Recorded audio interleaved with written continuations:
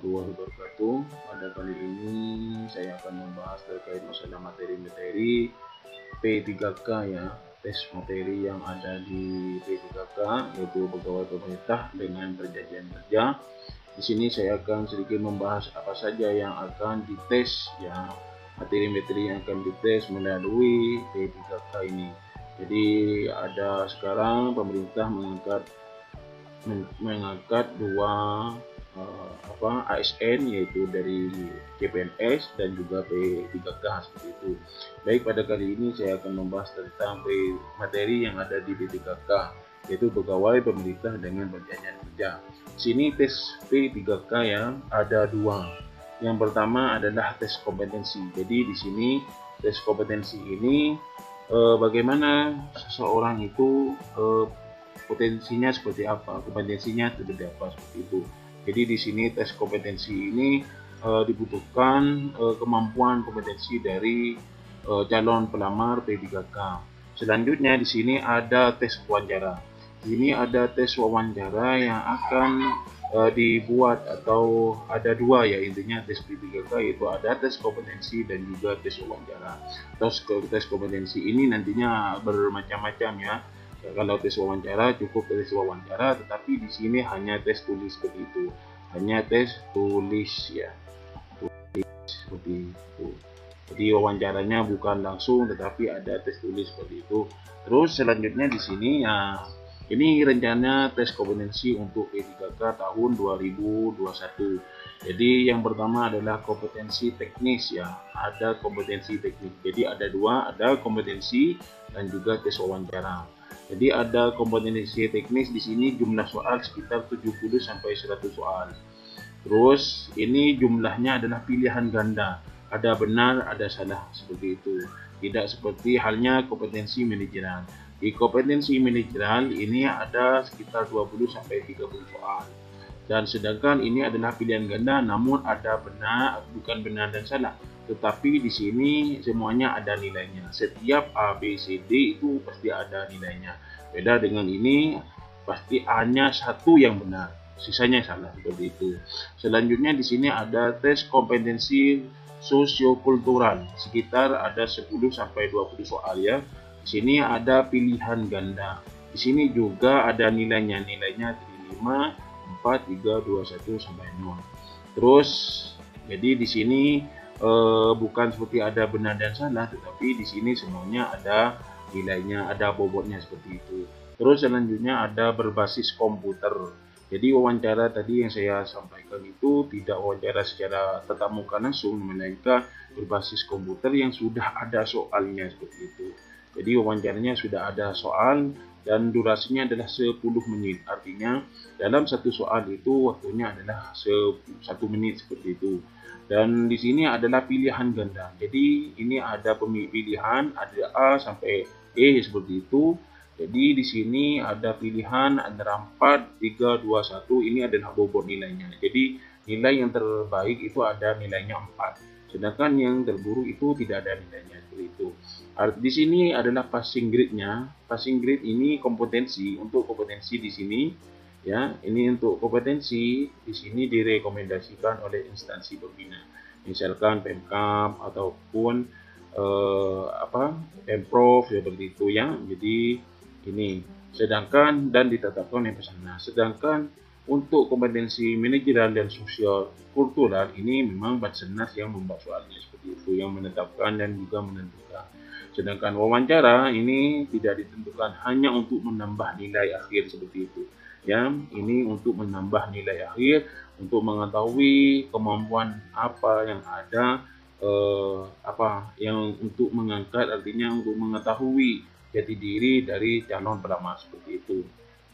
Selanjutnya kita sedikit membahas ya kompetensi teknisnya itu seperti apa. Di sini ada kompetensi teknis. Yang pertama yaitu pengetahuan, keterampilan, dan sikap perilaku yang diamati atau diukur, dikembangkan spesifik dalam bidang jabatan. Jadi mata pelajarannya misalkan mata pelajaran bahasa Indonesia, PAI, matematika, kimia, dan lain sebagainya. Jadi kompetensi teknis ini berkaitan dengan mata pelajaran yang kita ampuh kita seperti itu. Jadi mata pelajaran. Jadi inilah kompetensi teknis. Ya, selanjutnya adalah kompetensi manajerial. Jadi apa saja manajerial? Itu ada integritas. Di sini ada integritas. Maksudnya bagaimana integritas kita itu seperti apa? Jadi di sini ada integritas yang harus salah satu dari soal-soal nantinya itu menyangkut bagaimana integritas kita untuk mengetahui integritas kita seperti apa.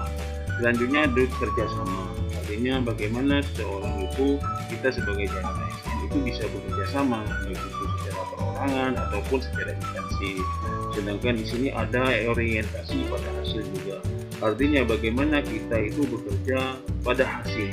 Tentunya proses itu juga dibutuhkan, tetapi hasilnya itu kita harus nampak seperti apa yang kita hasilkan.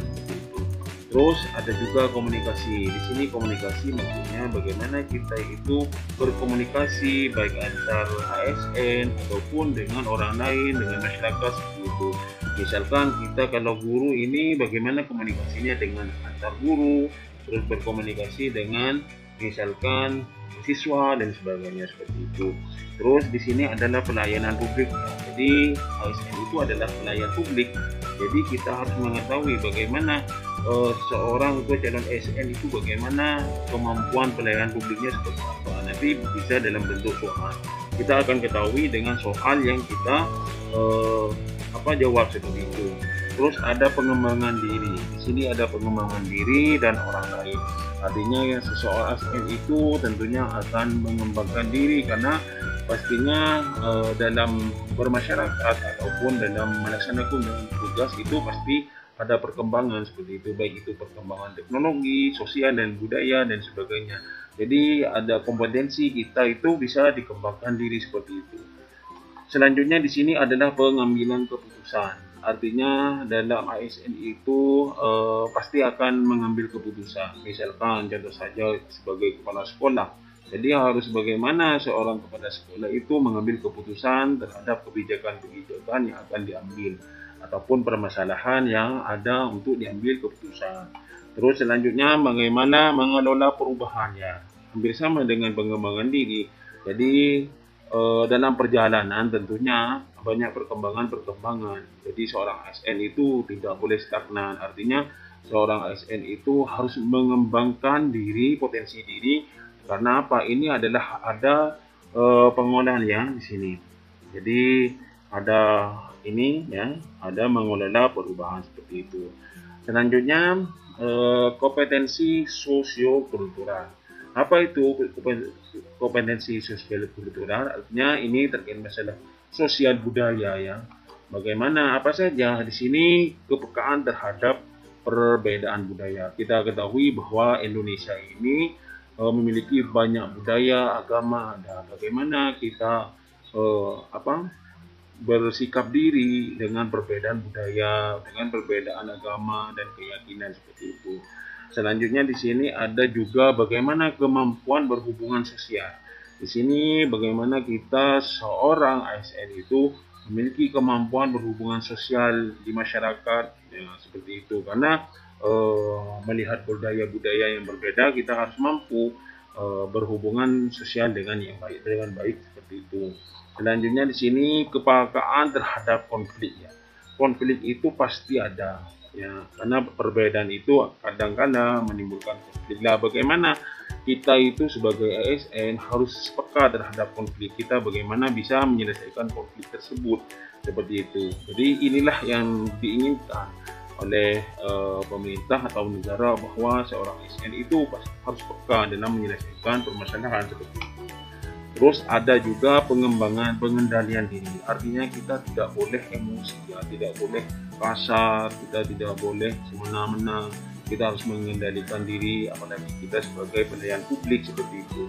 Jadi harus mengendalikan diri, tidak boleh berkata kasar ataupun melakukan perbuatan-perbuatan yang tidak diperbolehkan. Terus ada empati ya, kita memiliki empati, artinya kita itu memiliki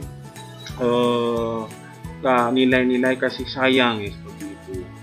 kita berempati terhadap masyarakat, kita berempati terhadap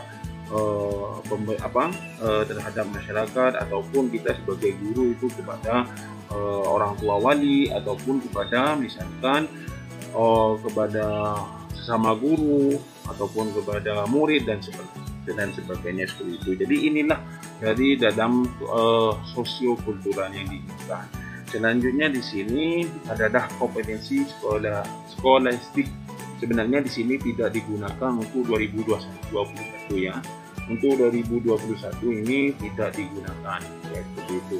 Ini tidak digunakan, tapi saya akan membahas karena apa di sini juga sebagai tambahan pengetahuan seperti itu. Di sini kemampuan skolastik biasanya kemampuan verbal ya, seperti sinonim, antonim, wacana dan anonim. Ini biasanya digunakan kalau CPNS itu PIU ya, PIU.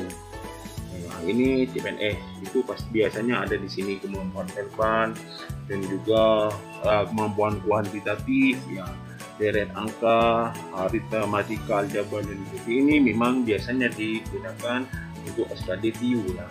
Kemampuan penalaran ya, ini adalah biasanya digunakan PIU. Tapi untuk P3K itu tidak ada tes kompetensi skolastik, ini hanya sebagai tambahan kawan saja. Selanjutnya di sini ada tes wawancara. Apa saja tes wawancara? Biasanya tes wawancara itu untuk mengetahui calon ASN itu moralitasnya seperti apa, akhlaknya seperti apa. Contohnya biasanya bagaimana misalkan kita memiliki keperluan print seperti itu, apakah kita numpang ngeprint di kantor, atau kita ngeprint di tempat ya printer ya, atau warnet terdekat seperti itu. Ini kan berkaitan dengan moral ya, kita moralnya seperti apa. Selanjutnya di sini ada integritas ya, kejujuran. Jadi di sini adalah kejujuran, bagaimana kita jujur terhadap pekerjaan kita. Mungkin hanya ini dari saya. Terima kasih, semoga lulus dan menjadi ASN 2021. Terima kasih, saya akhiri. Assalamualaikum warahmatullahi wabarakatuh.